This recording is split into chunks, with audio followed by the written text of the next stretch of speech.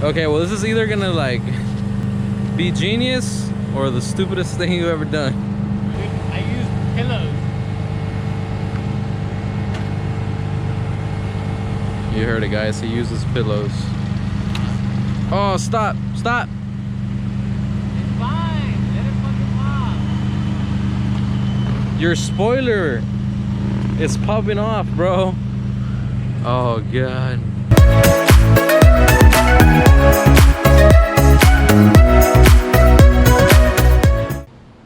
Hey guys, welcome back to the channel. We've got the Z back in the garage for some troubleshooting that we're going to be doing. The last few days that I've been driving the car, I've been having spool up issues. Well, not spool up issues, but it's been a little laggy. And since I pulled the motor out and did that repair with the piston, I never got around to doing a boost leak test when I threw everything back together. So that's in order for right now. I'm gonna show you guys kind of like the process that I do my boost leak test. It is a little different since I don't have that piece that goes underneath the nose panel. It's gonna be a little bit different since I don't have the piece that goes under the nose panel.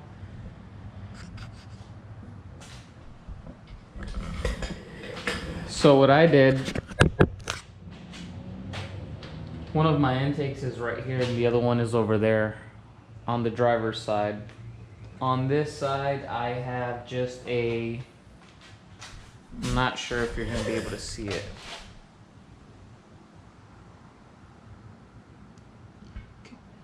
You can see the white plug. It is a PVC plug that you would use in plumbing, and I grounded off the edges to make the diameter smaller to be able to fit in a coupler. For the other side, I have the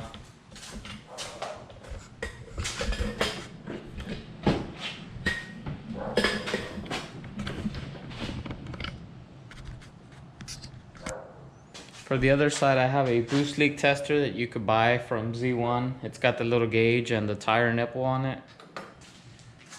And to be monitoring how much air I'm pressurizing the system, I just have this, you know, gauge that goes on your pillar, shows you how much boost you're running or whatever. I'm gonna be using that. So what I already did was I disconnected my fuel pressure regulator.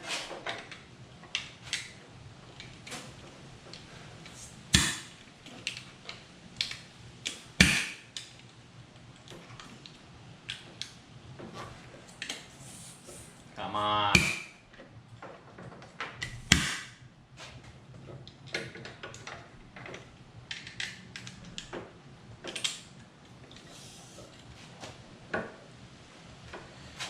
So you can see here how much air I put in the system,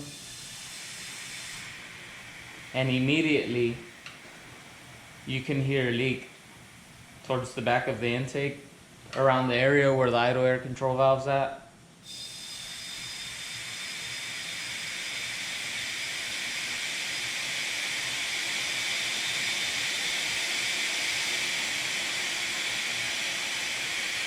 So what I have here is just regular water with some soap in it. Shake it up, make it real foamy. And I'm gonna spray around the area where I think it's leaking.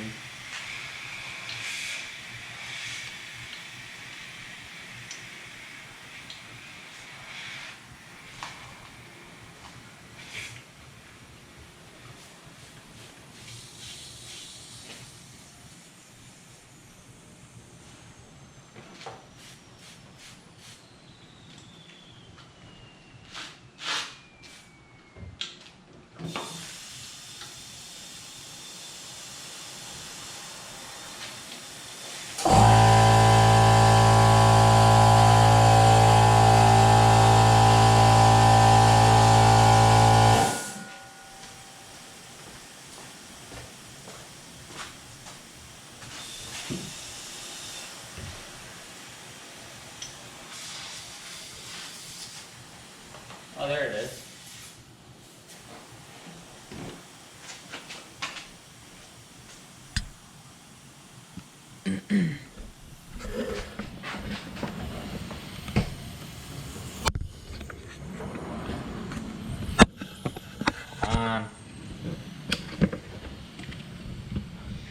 So I have a little rubber vacuum cap sitting on this nipple for the balance tube. And you can't see it too well, but the bottom's ripped open.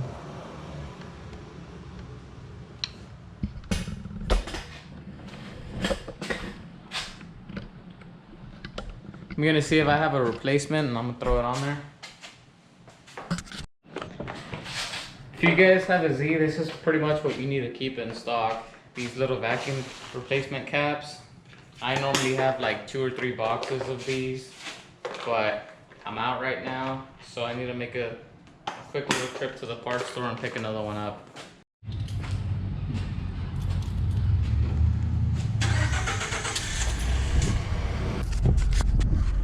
Part of the reason why I use a lot of AutoZone parts on my Z is because I literally have one down the street from me. So if whenever I need any replacement parts, I can just easily drive down the street.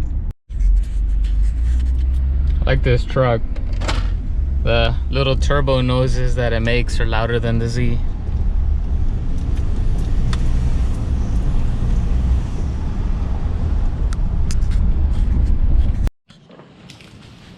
Alright guys, we're back. We've got our new little vacuum pieces.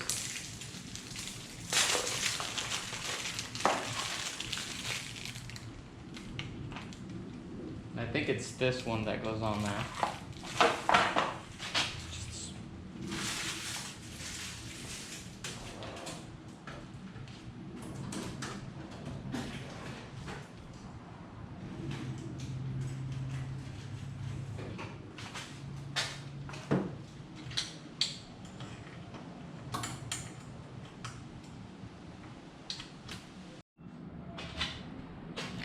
Alright guys, this is the little piece that I pulled off.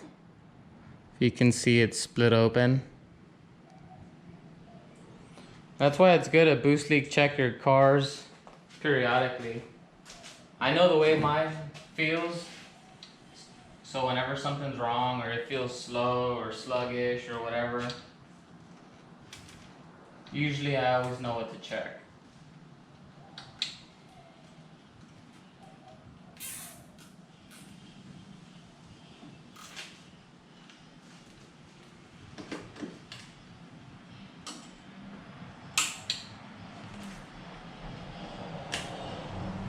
We're going to pressurize the system again.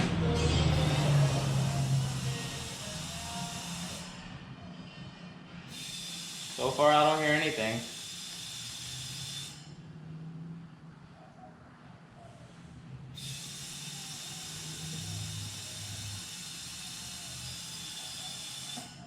Yeah, that's reading 15.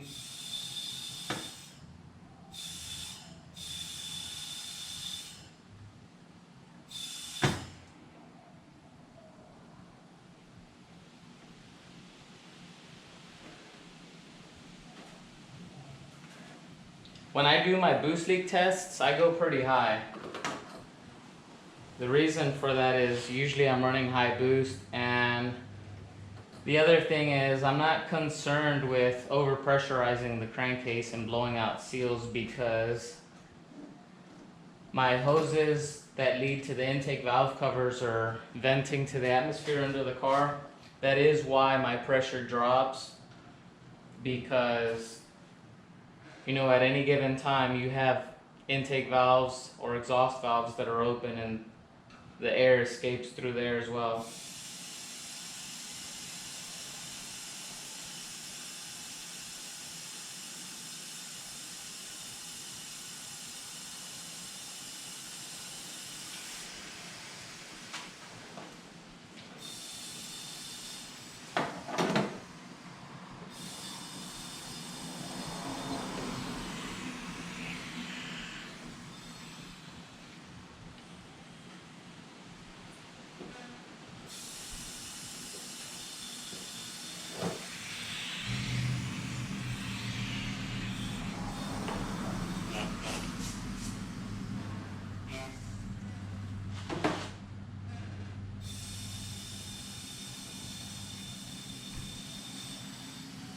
So right now, since I don't have my vacuum reference pressurizing this blow-off valve, the piston downward,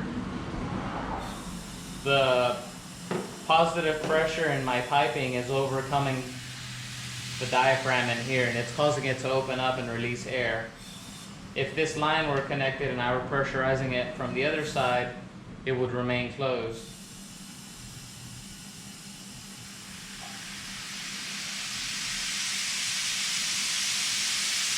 We're at 20.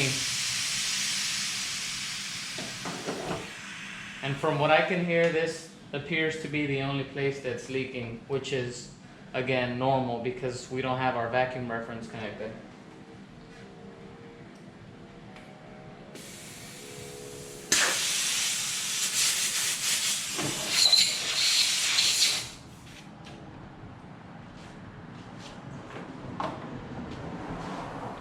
Well, the good thing is that was an easy fix.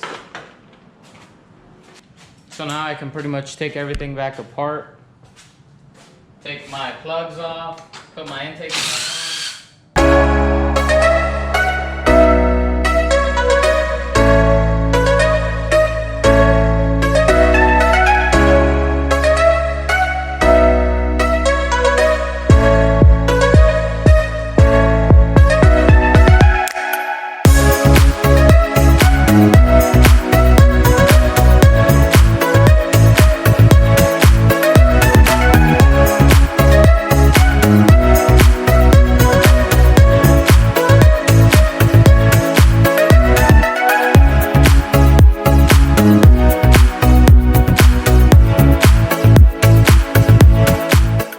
It's a 3-inch plug.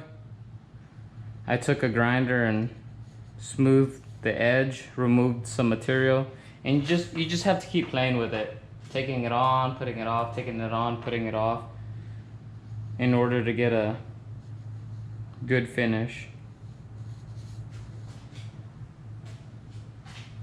But yeah, this is very useful.